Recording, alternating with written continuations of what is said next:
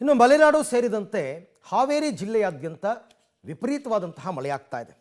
ಜಿಲ್ಲೆಯ ಅನ್ನದಾತರು ತುಂಗಭದ್ರಾ, ವರದಾ ಮತ್ತು ಕುಮದ್ವತಿ ನದಿಯ ಪ್ರವಾಹಕ್ಕೆ ತತ್ತರಿಸೋಗಿದ್ದಾರೆ. ಹಾವೇರಿ ತಾಲೂಕಿನ ದೇವಗಿರಿ ಗ್ರಾಮದ ವರದಾ ನದಿಯ ಪಾತ್ರದ ಜಮೀನುಗಳು ಜಲಾವೃತಗೊಂಡಿದೆ. ನದಿ ಪಾತ್ರದಲ್ಲಿ ಜಮೀನುಗಳಲ್ಲಿ ಸೋಯಾಬೀನ್ ಬೆಳೆದಿದ್ದರು, ಮೆಕ್ಕೆಜೋಳ, ಚೆಂಡು ಹೂವು ಸೇರಿದಂತೆ ತೋಟಗಾರಿಕೆ ಬೆಳೆಗಳು ಸಾಕಷ್ಟು ಹಾನಿಯಾಗಿದೆ. ಜಿಲ್ಲೆಯಲ್ಲಿ ಈಗಾಗಲೇ 3,304 ಹೆಕ್ಟೇರ್ ಬೆಳೆ ಹಾನಿಯಾಗಿದೆ. 240 ಹೆಕ್ಟೇರ್ ತೋಟಗಾರಿಕೆ ಬೆಳೆ ಹಾನಿಯಾಗಿದೆ. ಜೊತೆಗೆ ವರದಾ ನದಿಯಲ್ಲಿನ ಶಿವನ ದೇವಸ್ಥಾನ ಕೂಡ ಮುಳುಗಡೆಯಾಗಿದೆ. ಈ ಕುರಿತಂತೆ ನಮ್ಮ ಪ್ರತಿನಿಧಿ ಫಕೀರಯ್ಯ ನಡೆಸಿರ್ತಕ್ಕಂಥ ಒಂದು ವಾಕ್ಥ್ರೂ ಇದೆ, ನೋಡೋಣ. ಮಲೆನಾಡು ಭಾಗದಲ್ಲಿ ಸುರಿದಂತಹ ಧಾರಾಕಾರ ಮಳೆ ಏನು ಹಾವೇರಿ ಜಿಲ್ಲೆಯ ಜನರನ್ನ ಅಕ್ಷರಶಃ ಕಂಗಾಲನ್ನಾಗಿ ಮಾಡಿದೆ. ಈಗ ನಾವು ಹಾವೇರಿ ಸಮೀಪದ ದೇವಗಿರಿ ಗ್ರಾಮದಲ್ಲಿ ಬೆಳೆದಿರ್ತಕ್ಕಂತಹ ವರದಾ ನದಿಯ ತೀರದಲ್ಲಿದ್ದೇವೆ. ನಾವು ನೋಡ್ತಾ ಇರ್ಬೋದು, ಕಳೆದ ಒಂದು ವಾರದಿಂದ ಹಾವೇರಿ ಜಿಲ್ಲೆ ಮತ್ತು ಮಲೆನಾಡು ಭಾಗದಲ್ಲಿ ಸುರಿತಕ್ಕಂತಹ ಧಾರಾಕಾರ ಮಳೆಗೆ ಸಂಪೂರ್ಣವಾಗಿ ವರದಾ ನದಿ ಉಕ್ಕಿ ಹರಿದಿರುವಂಥದ್ದು. ನದಿ ಪಾತ್ರದಲ್ಲಿರ್ತಕ್ಕಂತಹ ಜಮೀನುಗಳು ಸಂಪೂರ್ಣವಾಗಿ ಮುಳುಗಡೆ ಆಗಿರುವಂಥದ್ದು. ನಾನು ದೃಶ್ಯದಲ್ಲಿ ತೋರಿಸ್ತೀನಿ ನಿಮಗೆ. ಸಂಪೂರ್ಣವಾಗಿ ಕಳೆದ ಒಂದು ವಾರದಿಂದ ಸಂಪೂರ್ಣವಾಗಿ ಜಲಾವೃತಗೊಂಡಿರುವಂಥದ್ದು. ಅಂದರೆ ನದಿಯ ತೀವ್ರತೆ ಎಷ್ಟಿತ್ತಪ್ಪ ಅಂತಂದರೆ ನದಿಯ ಪಾತ್ರದ ಎಲ್ಲ ಜಮೀನುಗಳು ಕೂಡ ಏನು ಸಂಪೂರ್ಣವಾಗಿ ಪ್ರವಾಹಕ್ಕೆ ತುತ್ತಾಗಿರುವಂಥದ್ದು. ಆ ಕಡೆ ಭಾಗದಲ್ಲಿ ಅಡಿಕೆ ಬೆಳೆ ಸಂಪೂರ್ಣವಾಗಿ ನೀರಿನಲ್ಲಿ ಮುಳುಗಡೆ ಆಗಿರುವಂಥದ್ದು.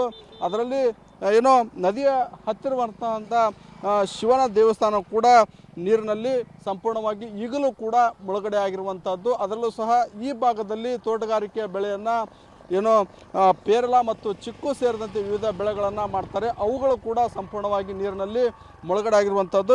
ಈ ಒಂದು ಭಾಗದಲ್ಲಿ ಅಂದರೆ ಸಂಪೂರ್ಣವಾಗಿ ಸೋಯಾಬೀನು, ಮೆಕ್ಕೆಜೋಳವನ್ನು ಬೆಳೆಯುತ್ತೆ.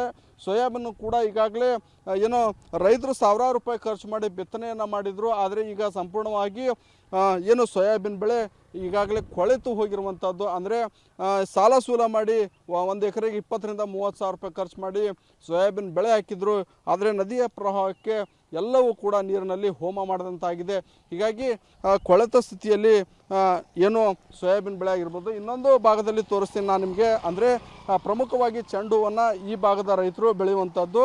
ಈ ಭಾಗದಲ್ಲಿ ಅಂದರೆ ನದಿಯ ಪ್ರವಾಹಕ್ಕೆ ಮೆಕ್ಕೆಜೋಳ ಮತ್ತು ಬೇರೆ ಬೇರೆ ಬೆಳೆಗಳನ್ನು ಹಾಕಲಾಗಿದೆ. ಅವುಗಳು ಕೂಡ ಈಗಾಗಲೇ ಸಂಪೂರ್ಣವಾಗಿ ಕೊಳೆತ ಸ್ಥಿತಿಯಲ್ಲಿರುವ, ಅಂದರೆ ಈಗಾಗಲೇ ಹೂವಿನ ಮಾರುಕಟ್ಟೆಯಲ್ಲಿ ಚೆಂಡು ಹೂವಿಗೆ ಉತ್ತಮವಾದಂಥ ಬೆಲೆ ಇರುವಂತಹದ್ದು. ಈಗಾಗಲೇ ಸಂಪೂರ್ಣವಾಗಿ ಅಂದರೆ 2 ಎಕರೆ 1 ಎಕರೆ ಏನು ಚೆಂಡು ಹೂವನ್ನು ರೈತರು ಬೆಳೆ ಹಾಕಿದ್ರು. ಮತ್ತು ಆ ಭಾಗದಲ್ಲಿ ಮೆಕ್ಕೆಜೋಳ ಈಗಾಗಲೇ ಸಂಪೂರ್ಣವಾಗಿ ಹಚ್ಚ ಹಸಿರಾಗಿದೆ. ಎಲ್ಲವೂ ಕೂಡ ನೀರಿನಲ್ಲಿ ಜಲಾವೃತಗೊಂಡು ಸಂಪೂರ್ಣವಾಗಿ ಕೊಳೆತು ಹೋಗಿರುವಂಥದ್ದು. ಹಾವೇರಿ ಜಿಲ್ಲೆಯಲ್ಲಿ ಈಗಾಗಲೇ ಸರ್ಕಾರ ವರದಿ ಮಾಡಿದ ಪ್ರಕಾರ 3,304 ಹೆಕ್ಟೇರ್ ಏನೋ ಬೆಳೆ ಹಾನಿ ಆಗಿರುವಂಥದ್ದು. ಒಂದು ಕಡೆ ಬೆಳೆ ಹಾನಿಯಾಗಿರುವಂಥದ್ದು. ಇನ್ನು 240 ಹೆಕ್ಟೇರ್ ಪ್ರದೇಶದಲ್ಲಿ ತೋಟಗಾರಿಕೆ ಬೆಳೆ ಸಂಪೂರ್ಣವಾಗಿ ನೀರಿನಲ್ಲಿ ಕೊಚ್ಕೊಂಡು ಹೋಗಿರುವಂಥದ್ದು. ಒಟ್ಟಿನಲ್ಲಿ ಸರ್ಕಾರ ಕೊಡುವಂಥ ಪುಡಿಗಾಸು ರೈತರಿಗೆ ಯಾವುದೇ ರೀತಿಯಂಥ ಸಹಾಯ ಆಗಲ್ಲ. ಆದಷ್ಟು ಬೇಗ ಸರ್ಕಾರ ಕೂಡ ರೈತರಿಗೆ ಬೆಳೆ ಹಾನಿಯ ಪರಿಹಾರವನ್ನು ಕೊಡಬೇಕಾಗಿದೆ. ಇದು ಹಾವೇರಿ ಜಿಲ್ಲೆಯ ವರದೆಯ ಪ್ರವಾಹಕ್ಕೆ ಅಕ್ಷರಶಃ ಅನ್ನದಾತರು ಕಂಗಾಲಾಗಿರುವಂಥದ್ದು. ಕ್ಯಾಮರಾಮನ್ ನಾಗರ ಜೊತೆ ಫಕೀರಯ್ಯ, ಪಬ್ಲಿಕ್ ಟಿವಿ, ಹಾವೇರಿ.